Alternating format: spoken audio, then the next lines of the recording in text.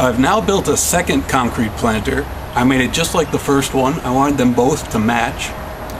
And building these two planters has taught me a few things.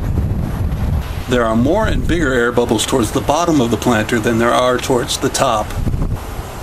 And I think this is because I waited until I had put all the concrete into the mold before I beat it with a rubber mallet to get the air bubbles out.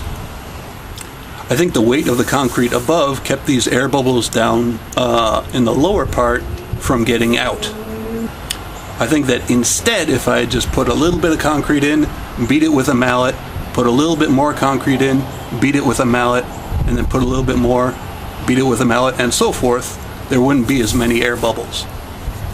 I could have also just bought a proper concrete vibrator, but that's a little bit outside of my budget. The weight of it is also a problem.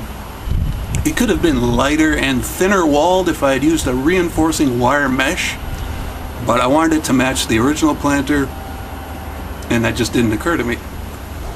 It drains water well. I used a PVC pipe and a strip of wood running across to create drainage channels, but I had to lift up the planter with wedges and levers in order to remove that wood strip. You can see here where the wood was. I should have used a 1-inch piece of PVC pipe connected to that vertical PVC pipe inside to create the drains out the sides instead of that wood strip. And if this is confusing, you can see that original drainage apparatus in the first video. I think that after finishing a project like this, it's important to look back at it and reflect and think about what mistakes you made and what you could do in the future.